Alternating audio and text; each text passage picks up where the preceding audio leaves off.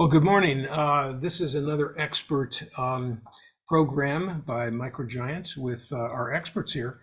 Normally it's the three consulting amigos, but one of the amigos is down in South America, and so we have another amigo, John Mills, who's joining Ed Lasak and myself.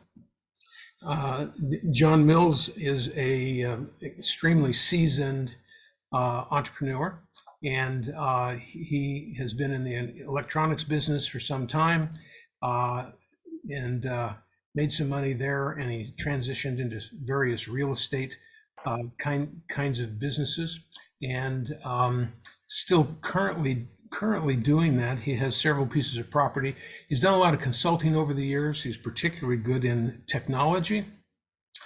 His background as a small business guy is starting from not much, and then building into pretty decent business, working with some of the the largest technical, particularly the auto industry, et cetera, companies in the country. Also in the first wave of development with China and Asia in terms of electronic components, and when we're trying to drive prices out of those components and in those businesses back in the 80s and 90s, and so we're really happy to have him here with us today. Thanks for joining us, John.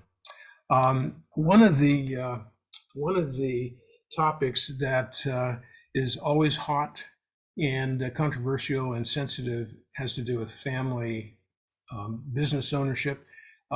We just published sort of an intro last week. I think it came out on Friday, and so we thought we would push forward. And our very first sort of overall topic is governance, and governance is a tough issue for a lot of people who are family businesses, particularly when the owner, the founder, say the guy who's been doing this for 20, 30 years, and he's had a wife join, and his kids have grown up sweeping the floors and learned a few skills, and have kind of taken over some things and kind of learned on the job.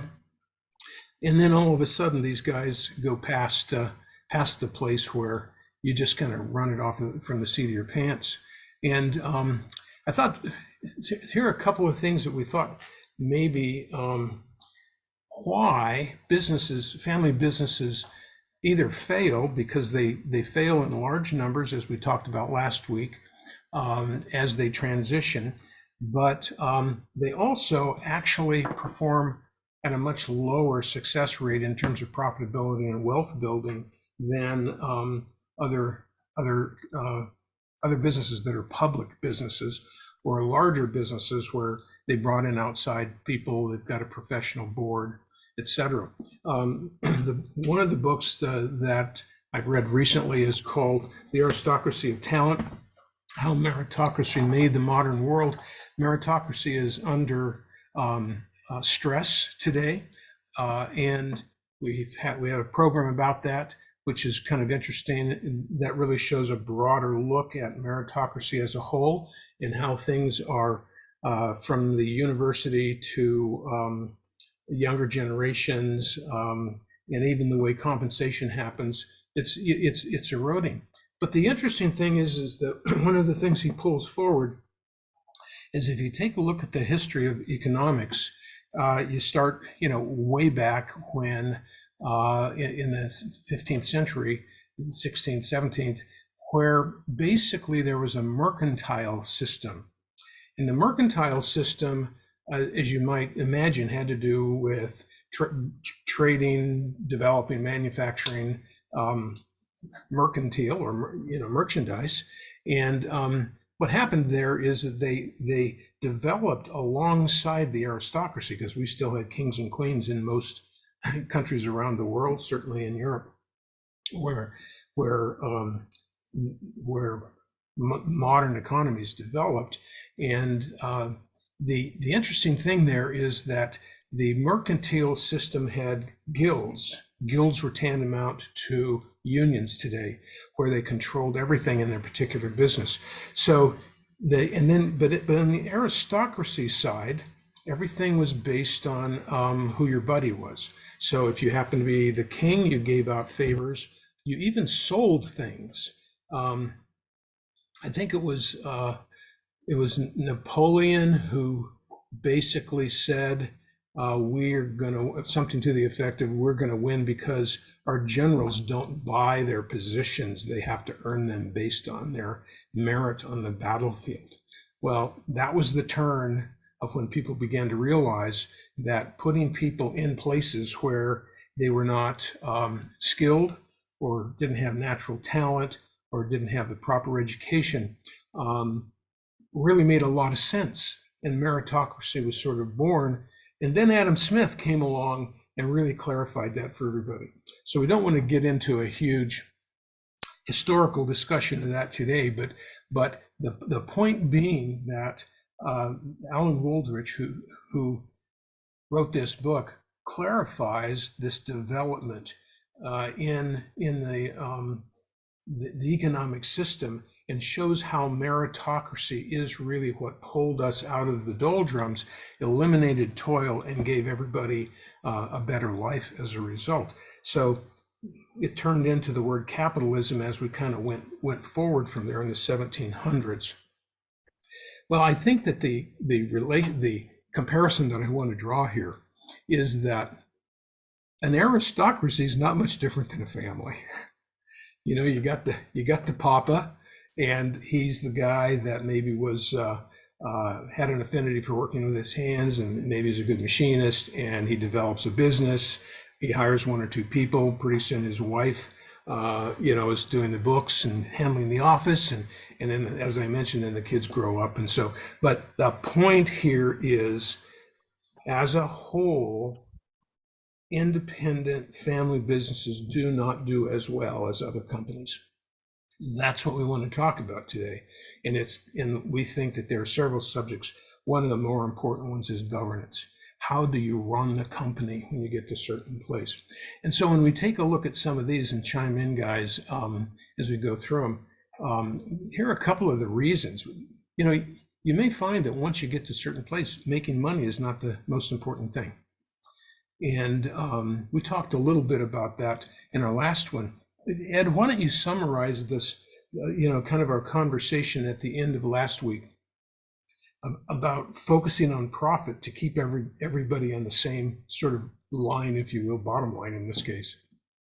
Yeah, I think it comes down to there's different goals and objectives depending upon what part of the life you're in. For instance, there's the business and there's the family. And many times you make decisions for the business based upon your values as a family. And that causes challenges by doing so. You're not focusing exclusively on the business. You're bringing in the baggage and the assets and liabilities of the family in making those decisions. So a lot of times profitability isn't the number one priority. And without profitability, you can't sustain growth.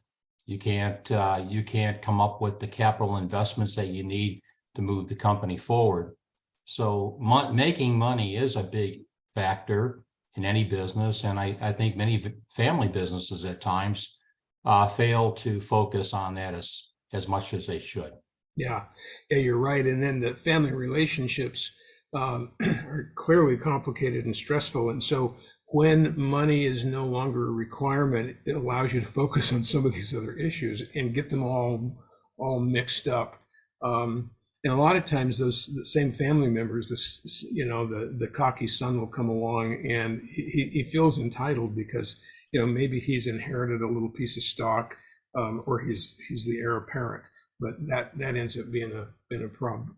And part of the issue, I totally agree with you, Ed, that making money profitability needs to be taken into account. Also, part of it is positioning for future growth or future issues, and that can get very confusing for young owners or new owners, and they could be old actually, is where are we situated now and where are we going to go and what is in front of us? So, do we have 7 years of good times in front of us, or do we have, 3 years of good times and 2 years of some pretty harsh reality? And so this idea of resource, we call it profitability in general, but it's resource retention and positioning, not only of the money, but of the people. Sometimes we have to invest in good people. We always have to invest in good people, but sometimes we have to invest in good people, especially because of the things that are going to come towards us in the future. Right. And that means the investment in the family people, but more generally, it's going to be investment in good people outside the company, because you're not going to grow just with the family unless you've got one amazing number of kids or something like that, which just makes the relationships even more complicated. And then, of course, the whole issue of how do you get the right skills in the right place. And do individual family members, just because they're part of the family, do they really have the personality type to fit that job type? Time after time, we've seen people that have pretty good skills in terms of day-to-day business, maybe in doing drafting or machinery or something along those lines. They're pretty good. But somehow the family ends up thinking that, well, you've done that for a few years, you know the business, and we need a sort of a vice president now in charge of X. And they just assume that you did well in one place and you're going to do well in the other because you're a family member. And John, you've done a lot of work with assessments, and you got your master's degree in counseling related things. In terms of dealing with people, negotiating with people, and that sort of thing. This can be a real interesting problem, because somehow the family tends to look at personal issues as opposed to where a real personality is, which can be quite different from one sibling to another.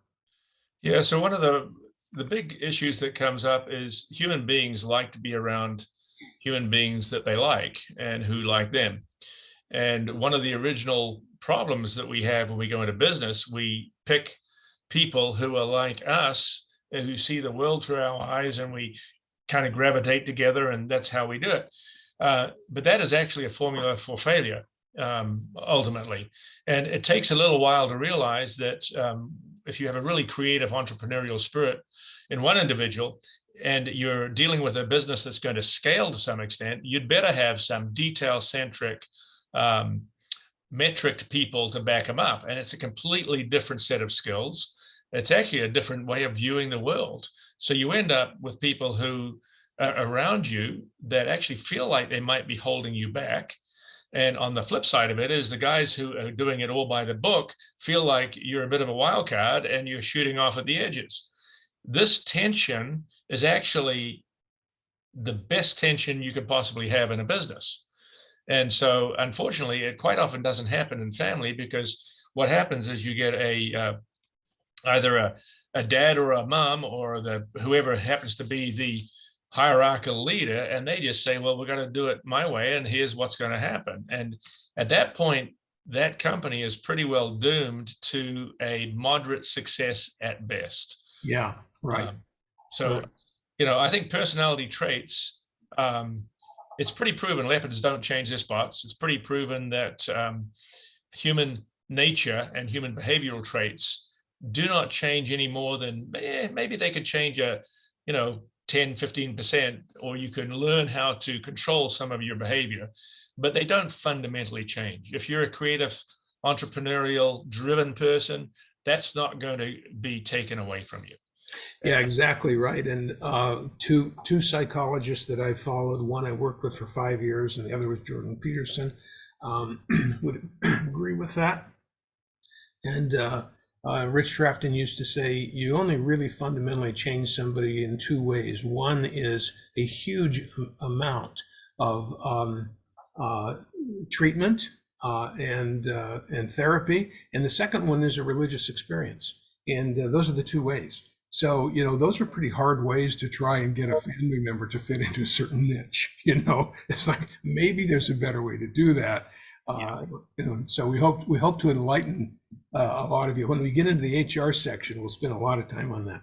Okay, I'll just give you a 2-minute preview of something that might offend some of my all-American colleagues, and that is I was brought up in New Zealand, and we are not adverse to minor conflict. We don't mind asking people what, where, why, how, and it's a kind of a not an adversarial relationship, but it's a bit abrasive sometimes when your leader says this is what we're going to do, and you say, well, explain that to me.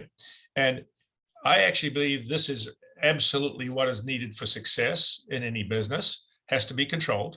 And I actually think this is America's #1 failing. America as a country, #1 failing is we have got to the point where we do not contest our personal issues.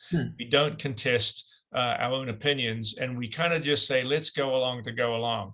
And I would actually say to you, American business, the #1 thing we need to learn is how do we disagree and debate in a friendly manner. So that's a subject I'd love to explore. Well, see, that's interesting, and I'll just respond by saying I believe that in my early career, which was a long time ago, decades and decades ago, that's the way business operated. We used to do a little bit more contesting and pushing back and tussling a little bit. We don't. I mean, we're a country of pusher backers, starting with Samuel Adams. It's like, we don't like this taxation, we're pushing back, we want to talk. Well, we might do more than talk at some point. What do you think, Ed? Have we changed a little bit? Well, I think we have, and I think John's right that a lot of times decisions aren't challenged in a company. It's all based upon what the owner thinks. I've seen situations where the owner one day comes in, we're going to buy this machine. The next day they say we're going to buy this machine. There's no analysis done. No one's speaking up to say that we have to do these kind of things. We have to analyze things. So yeah, I agree with that. And I think one of the ways to prevent that from happening, or at least encourage a conversation, is by bringing in outside folks, some advisors that can kind of listen to the whole story, both pros and cons, and help people understand that there's more than one way of doing something. And perhaps what the owner's recommending isn't the right solution for the company. Yeah. So let's kind of move on here. I have basically broken this out into a couple of different things, so we know what we're talking about. We've got an individual owner that might, work alone for years and then hire 1, 2, 3, 4 employees. That owner calls the shots, and they need to work on their management skills normally, but they can tend to get along. We're not really talking about that group. Then you've got that same owner who grows a little bit more and begins to have several people, and it depends on the kind of business. If you happen to be a professional management firm, a CPA, et cetera, and you got 20, 25 employees, you better be pushing yourself into the next category, because you need to have you can't run this out of your back pocket anymore. You need to have rules of engagement, et cetera. But if you happen to be in manufacturing, there may be 1 or 2 or 3 managers, and the rest are all out in the front. The owner calls the shots, and okay, we get that. Then you get into a partnership where you've got 2 or 3 owners that may or may not be family members. Now it's time that you have to make sure your roles are very clear. You need to bring in outside advisors. This is when you begin to have to be a real business person. You can't just have your fun hobby out there anymore, because you've got employees and owners that are expecting to have a certain performance, and you really need to pay attention to what that performance is. And then this final one is where most family businesses that have been around a few years ends up. And that is that you've got several owners, or to-be owners. They're going to inherit ownership. And you got from 25 to 100, even more employees. This is a case where, we're going to walk you through a governance program that can be successful for you. You tend to want to have a board, and the ownership has a percentage of ownership in the company. it doesn't mean that they get a decision role of that percentage necessarily, yet that's the way family businesses tend to operate. You know, get so many owners, we vote so many shares, that kind of thing. And I think you need to separate that just a little bit. But in this particular case, then you select the board and the board makes policy. So when you kind of get to this fourth, fifth level, you really need to have the outside influence for optimum success at this point. And that's because family businesses, you know, as we mentioned earlier, just don't perform as well.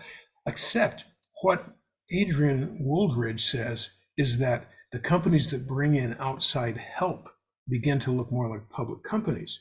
And so there's a lot of other evidence, and we've got at least 100 years worth of experience here among the three of us. Ed worked for some pretty big companies, but he's got small business experience and he's a consultant today. And John and I have really worked with small companies and family-owned companies most of our careers. So you're getting a lot of experience on this subject. So when we move to this corporate kind of a level where you should have, we're not talking about legal stuff here, but you know, you should have a corp. It's usually going to be a subchapter S. You talk to your attorney and your CPA about how you're going to put that together. So what we're basically saying is that you've got the family and you have the business, and then you have some percentage of ownership somewhere that's going to include the family, overlaps with the business, but the family member roles have to be clearly delineated so that these overlapping issues don't bump into each other. Different members have these different personal habits. You know, you've got the father and the mother potentially, and I'm thinking of specific clients and former clients here, and they've made a lot of money, enough money so that they can afford to bring their kids on, up to 5 kids that I've worked with, and those kids can make a decent salary, and somehow they get a pass on a whole lot of things. So you end up then having the kids who would like to make more money. They have seen their parents struggle and they appreciate the struggle. So they don't necessarily go out and buy that Lamborghini just because they're now working for the company, but they tend to assume that they have responsibilities that maybe they don't have, that they have authority that maybe they don't have. And it's possible. I worked for 2 gentleman brothers that were identical in almost every other way, except in their values. They had different ethical approaches to business.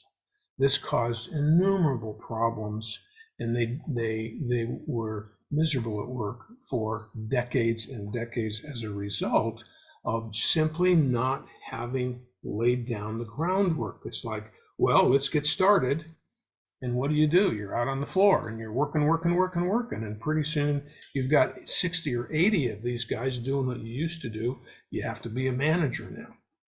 Well, that was an issue. So you inevitably have these conflicts. So, and I think this is, John, exactly what you were saying, is that these are 3 different pieces. Yeah, there's no question about them being 3 different pieces, and the employee group find out really quick if there's a dual set of rules running. I had a case in point with a company in the Midwest with 150 employees. And the son comes to work and is doing some work, and starts off working in shipping and loading, and there's a clear no alcohol available on premises, and he starts coming in with a 6-pack. Well, he ended up getting fired. Just boom, done, gone. And his dad fired him, and everybody else said, whoa, wait a minute. That company was very successful in navigating business while they brought family members in, because the team understood that you come in as a family member, there is no holds barred. You are going to perform absolutely to the letter of the law. If you don't, you're gone. Yeah. And that I would say that tends to be more in the unusual side of things, but it does show how you can properly act, and that is you have to treat employees the same. And as in this particular case, this guy was an employee. He wasn't an owner, he wasn't a manager, he was an employee. He broke the rules, and everybody should be subject to the same rules. Another little thing that happens is that family members come in late, or they take a few extra days of vacation, and nobody ever keeps track of that. It's like, oh, well, you know, that's what family happens. And behind the scenes, everybody else is going, well, you know, they're part of the family. Yeah, the other one that it used to be really indicative is you'd have parking. And it's funny how there's this smoke screen of everybody's equal, except for right at the front of the building, you've got 4 Right. parking spots that are Yeah. set aside for family members. And it's like, well, wait a minute. What's that all about? Yeah, Yeah, right. they do own the building and Yeah, they do own the parking lot, yeah. but it is absolutely not correct. Well, it's just like sticking your thumb in the eye of the employee, you know, and isn't that exactly the way an aristocracy runs? You see, Absolutely. that's a proof in the pudding is that families are aristocracies, and it's time we began to talk that way. So, Looking at these 3 circles, though, I go back to what John said originally. I think one of the biggest issues is ownership that wants to run the business. And they think they need to get involved with them. They meddle with the business in areas that they want to deal with, and then they don't in other issues. And it just confuses everybody in the business. And there is a distinction between an owner and an operator. You can do both, but you have to be an operator to do that. You just can't have ownership and have the ability to go in and be involved with the business and cause chaos. right, exactly. Well, you did a great job explaining that slide. Good. Well, it's a very subtle problem because what happens, and classic example, and you guys have seen this, is you get the younger member of the family comes in, and he gets a job in sales. 10, $12 million company. They got 5 or 6 sales guys. So he gets a job in sales, and he does pretty good in sales, 19, 20. Most of the sales guys are in the 20s, 30s, maybe 40s. Well, all of a sudden the sales manager retires and he says, hey, I want to be a sales manager. So he takes on the job of sales manager, and he has absolutely zero competence in that job.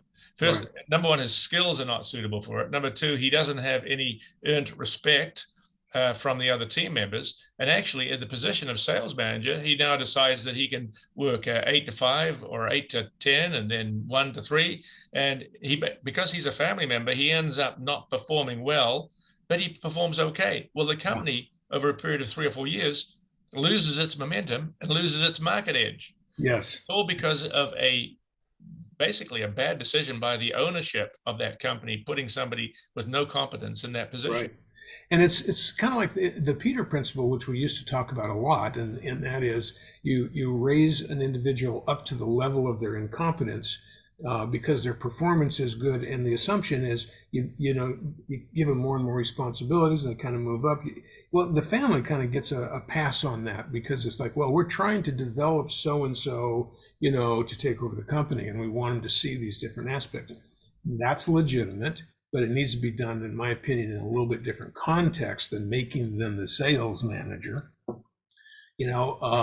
When you see a lot of these over a lot of years, you realize that the personality attributes that fit a sales manager are not even the same as a salesman.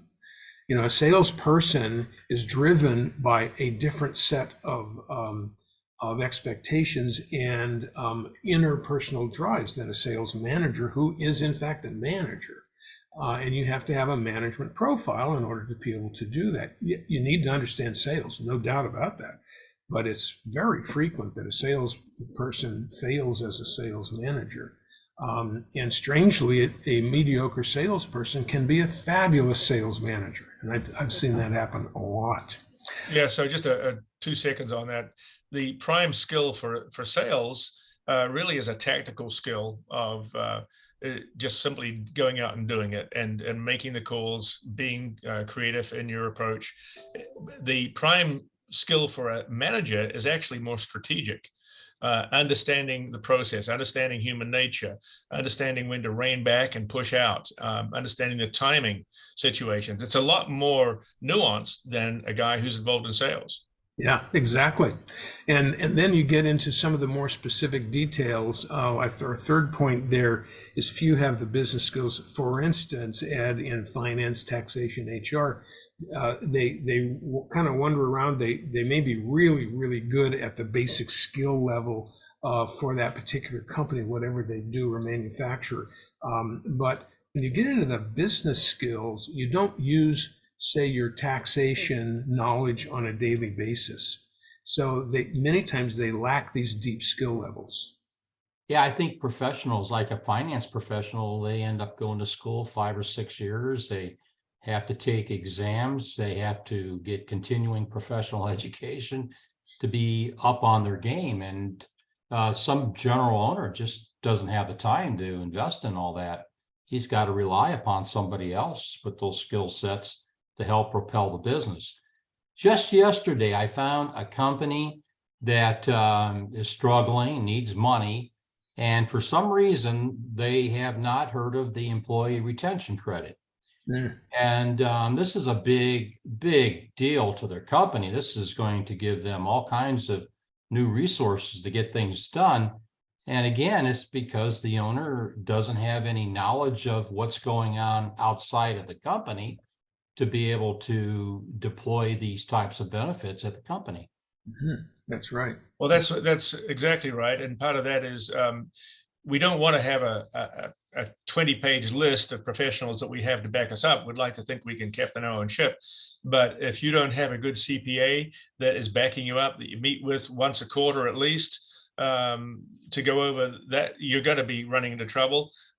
Same thing with legal and insurance. I mean, we all know that, we're set up, we're running, let's not rock the boat. But at the same time, we need to be prepared for what's coming around. I think this, and in buildings, it comes down to a preventive maintenance issue. So interesting to me that people look at money in the bank and they say, hey, we've got cash in the bank, we're doing well. And yet they've got $250,000 worth of deferred maintenance that is going to come up in the next so many years. And they haven't really thought about that. Yeah, that may not even be on the books, right? Or it's not this year, it's next year. So we're living good this year. Yeah, right. And I think that's one of the problems with a family-owned business. They focus only on today, and they think they're going to be around for the next 200 years, but they only focus on today. They're not looking around the corner as to what's coming up or the opportunities that exist. Focus primarily on today. Yeah, right. So the remedy that I'm gonna throw out here, the three of us have talked about this. So I think you're in general agreement, but you may not be completely. And there's room here to push back a little bit. I really think that there are several problems that small businesses have that can be solved by having a board. And a board with outside owners, in other words, non-owners on that are brought in for their expertise in board level stuff, long-term planning, finance, accounting, maybe marketing. In other words, bring people in that have a lot of deep experience that really are mostly done with their careers, that would like to be involved in business because they love it. And this makes a lot of sense. And so if you've got three owners, maybe you have 2 additional board people. If you've got 4 or 5 or 6 owners, maybe you have 3. You don't necessarily make it so that these outside people can take over the company. That's not what we're talking about. We're just talking about the board and the way the structure works. So in this envision, and it looks a lot like a corporation. You have a lot of owners in the case of a corporation. They effectively vote for the board of directors. They can remove a board member, and those people select the president, maybe 1 or 2 other key people. They approve strategic changes. They can make rules like spending X amount of dollars needs board approval, that kind of thing. And what they do is they measure to see if the president, the one person who the responsibility for operations, revenue, and profit is that's the person who's responsible to make that happen. Everybody contributes to that. They coordinate that, but that's their responsibility. They're the full-time employee. They usually make the most money outside of the really good performing salespeople. And so they're the ones that should be held accountable by the board. And what this does is that it doesn't mean that the owners don't get profit based on their percentage of ownership. They do. It simply means we trust our group effort enough to mitigate individual people's problems with whatever it might be. And therefore, there's more power in the council of many. There's more authority. There's more rational decision making done when you have several good people who are making these decisions, and they're hashing it out and not afraid to speak to each other at equals on the board. And so the board ends up being the way to solve many of those problems, because it's the policy making board, and they determine how they're going to react. They determine how family members will react to each other, how they're treated in the company, how they're going to be separated from management based on job descriptions. They make sure that job descriptions are appropriate and properly handled and hired for. And so then there's another thing that happens, and Ed's really been involved in this, and his 8 drivers to increase business value really point to this. And those of you who are with us and really want to know how to do that, we've got a whole series on these. I think we have 8 videos on these 8 drivers on how to increase the value of your business.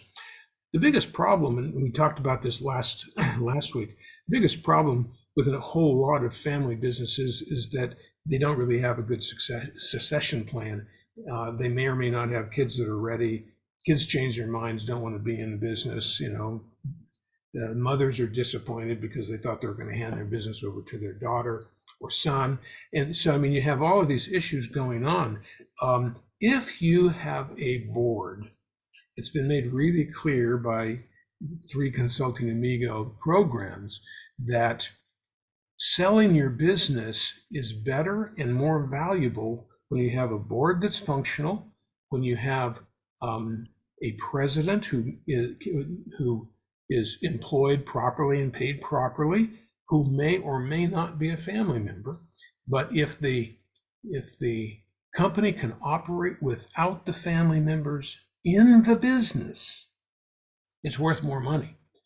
And so while this brings up some other issues, again, on the accounting, political, legal side of things, the taxation, there are issues with this, but it just seems to me that having a board gives you an opportunity to sell a company so much easier than it does when you've just got the founder, the president.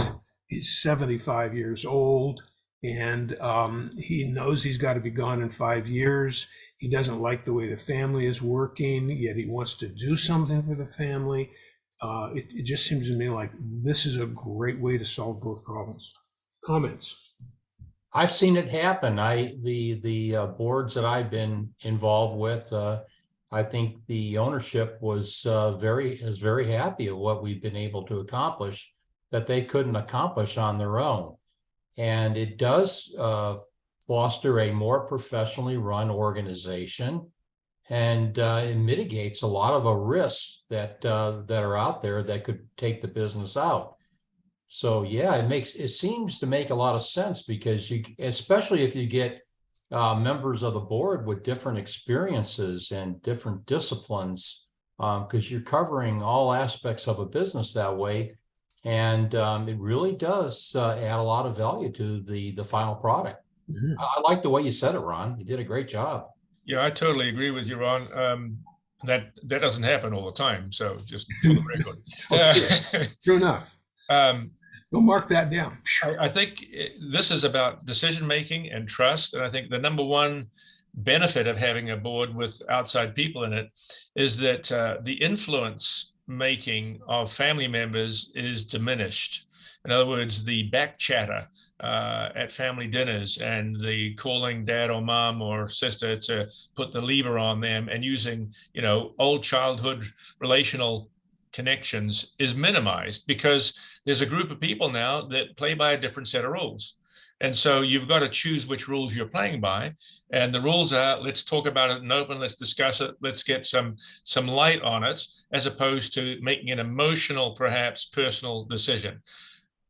Without even the competence increase, just the ability to change the way influencing is done is important. And then to Ed's point, having competency that comes in to bring an alternative points of view that's just a bonus. So there is really only a win-win, providing you get the right people on the board. And I mean, right people who are actually strategically for the benefit of the business, Right. Which obviously is the goal. Yeah, absolutely. Well said. But actually, that also comes back to the family members. Are the people in the family strategically for the benefit of the business, or is there one or two family members who are strategically for themselves? Right. Yes, that's the interesting conflict there that I sort of tried to open up, and you said it so well on the financial needs thing. There might be someone who wants to make a decision that would affect them a little bit more differently. Ed and I have worked on it with a particular client where there was a different set of ownership for the company, and then the building, quite a large building, was a different set of owners. And now you've set up, and the original owner unwittingly probably set this up as a way to accomplish the goal. Perhaps he needed more people, more investment, or whatever, but as a way to accomplish the goal of getting a larger building and moving. But what happened is that you end up setting up people with conflicts of interest. People who are for the building, they're against the building. People are for the business, against the business. What's going to happen for the good of the long term? Who are the ones who take the liability of paying the building off?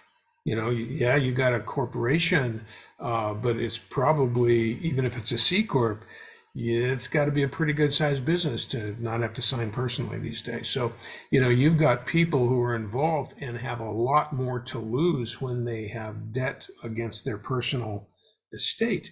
And so, yes, this is a big deal. And yes, it is really complicated. And therefore, trying to separate these things in a way that makes sense seems to really work a lot better than if you just let it be a big ball of mush where emotions go wild and people are speaking on a subject because they're expecting a certain outcome, and somehow everybody knows that they're on a different page. This just does not help decision making. Well, total agreement. And part of the outcome here, each of us independently, I know, has been involved in business consulting with family and non-family businesses. And one of the things that I know each of us does, in fact, all of us do, is we look at unintended consequences. And it's not a popular thing to do. It's like everybody agrees this is what we're going to do. And so we're in agreement. And then you say, hey, well, okay, I'm in agreement with two. What are the wide-ranging unintended consequences that could come out of that? I'm not saying no. I'm just saying let's at least be aware of what's possibly able to be an unintended consequence.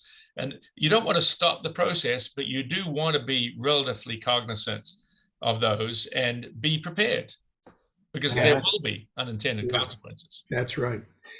So there are a couple of things in that remedy this thing, and we've done a good job talking through this. But I just threw a couple of things in here just to sort of finish things up with. I think that number one, you have to, one of the decisions that you have to make is, okay, well, how do you handle family pay? And of course jumps right in and says, well, you pay for performance. Well, many times, say dad doesn't want his daughter to be scrutinized as hard as maybe the son. It's like, well, no, that's not going to cut it here. I'm sorry. It's like, what is the job? What are the skills required for that job? does this person, a family member, fit the skill levels? And they ought to be at least above average there, because you may find other people outside the business that are better. On the other hand, you may find that the family member is good and a lot cheaper. So, I mean, sometimes there's a benefit to actually doing that. You let them work into it. And then you objectively try to put these people in and or train them up to be in those jobs. And don't be afraid to spend the money to train them up in order to get them ready for that. So if you're careful about performance, meaning you have a performance instrument in place in your business, very, very few do. It's pathetic, I will say, how few businesses have a good performance system. 80% of you out there who are shaking your head and going, "Oh no, we've got to perform." We evaluate our people every year, every quarter. I'm saying to you, it's probably crap, because performance systems that are run by, and this is a management issue, we'll talk more about it there, but they're run by supervisors who are wannabe nice guys. They're not run on a zero-based budgeting system. In other words, you have a scoring system where when you're done doing your 10 guys in your department, you add them all up, you got to have 0 at the end. Just as many people are graded up as are graded down. That's a good performance-based system. So we can talk more about that. But you have to have that in place in order for this to work for your family, because they have to be judged based on a real performance system. And then you have to do the same thing for the jobs and fitting the jobs. And of course, ultimately, if you don't fit the job, your performance isn't going to be there. And if you tie your raises to performance, the people who are good are paid more and they stay longer. If your family people can't keep up in their job, let them be an owner and have them get out of business and go do something they can be successful in. As my old friend Phil McCrary used to say, who got me tuned into assessments about 25 years ago, he said, sometimes people have to be allowed to be successful someplace else. Yeah. Wise words. Wise words. Yes. I did consulting with a company that had 3 family members involved with it. They had probably, $10 million worth of assets in their plant and equipment, and 200 employees. And one of the individuals ended up being in the sales manager position that he just was not performing well at, and everybody knew that he wasn't performing well, and he's getting paid a lot of money. And so I finally came back. Nobody was prepared to have him move on. So I said, here's the solution to this problem. We're going to give him a leave of absence for 3 years. We're going to pay him his full salary, and we're going to hire somebody else for the job of sales manager. And they said, why would you ever do that? That's crazy. I said, no, it's not. The sales manager that we hire will create more value than this guy has lost. And so, you as a family want to pay somebody for non-performance, don't pay him for negatively performing. You're paying him for non-performance, but actually what you're doing is you're paying him for not growing the company. So just put him on pasture, give him the money he wants. Yeah.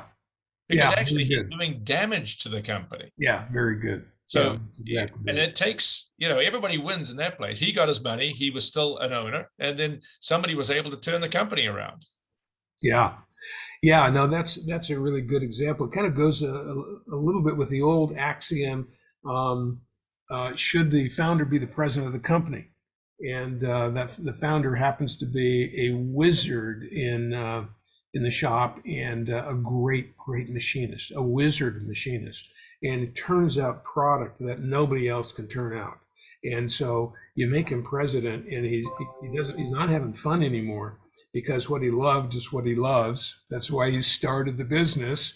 And the company starts going downhill because the quality is not the same as it was. So the answer there is hire a president, not the owner. There's the answer. So, well, I think we've, anything else you'd like to say, Ed, to wrap this up? Yeah, I would like to say this. The area that I'm most familiar with is the CFO role. And most privately held companies, family-owned companies, don't have a strong CFO. They usually have a controller that they brought up that was a bookkeeper. And unfortunately, a lot of times the bookkeeper controller is doing everything that the family wants, even though some of it is damaging to the corporation. And someone's got to make that tough decision and hold people back from doing things that are foolish.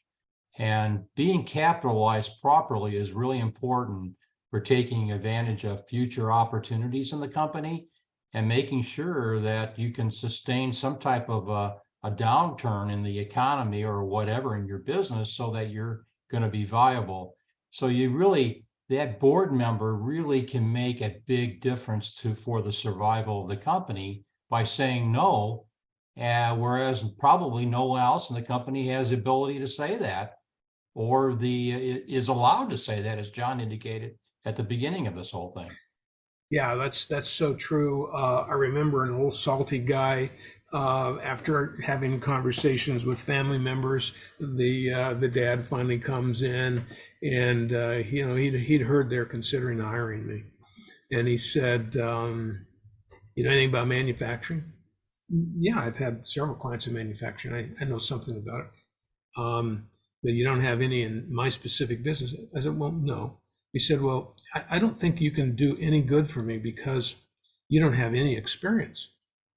And I said, well, sir, you have a lot of experience in this business and you know this business a lot better than I do. But I've been in hundreds of businesses and I know their numbers, and you've never been in a number two. This is your life. You know nothing about the outside.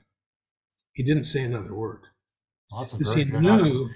he knew that what I was saying was correct. I absolutely had so much more experience in running things than he did, but I wasn't going to come in there and tell him how to adjust the bolts on his machine, or you really ought to use these kinds of tools instead. It's like, that's not the business part that I'm in. I don't understand the skill level. You do. You should do that. But Ron, what you just gave an example of, to me, is perfect. This is the type of conflict that we need, because you were prepared to say, sir, I disagree with you, and here's why. And he was smart enough to say, okay, let's move on. Yeah. That is what we absolutely do need to. Yeah. When you're done, I've got one comment to end off with too. Okay. Yeah, and so I would say that works on the board level. Not only do you want to bring in the right people to give you the right advice in various issues, but at the board level, say you pay them $1,000 a month. There are a lot of guys who would be really great for that. They spend 3-4 hours coming in and sitting down, preparing in a meeting, going through that. The words that they provide over a period of a year will, and say you bring in two, you got $24,000 invested, and that's half the salary of hiring that next employee. It's like, how can that not be more valuable? Ed, through one of the PPP programs, brought hundreds of thousands of dollars of business to a business that would not have it had they not been paying Ed, to be there as an advisor and on the board. So I mean, this kind of value is very, very real. I could talk a lot about the Pareto principle and what Jordan Peterson says about the people who are the most valuable in a company and how small the people are who create the value. Well, good board members are part of that group that are incredibly valuable, and they don't cost that much. So wrap it up for us, John. Well, I want to have a shout out to family businesses in general. They are the bedrock of an economic system. And I would go out on a limb here and say, in America, farming and farmers is probably the largest family influenced sector that we have. I haven't got any data to support that, but I'm just going from the sheer logistics of the amount of land and the amount of farms there are, and that those businesses historically were not run in a full-on professional business type manner. I'm going back 2-3 generations. Yeah. But recently, farming has become big business in a lot of areas of the world, and it will become even bigger business. And because the asset value of the farm has become so large. Yeah. So I just like to say that perhaps that is one of the most understated family businesses. And then backed right up with that is the whole group of small 7-Eleven dairies, these stores that are currently very heavily run by family groups. Yeah. Unless you're a conglomerate and you're just buying them out, you know. So Right. you got two sides of that clamshell going on.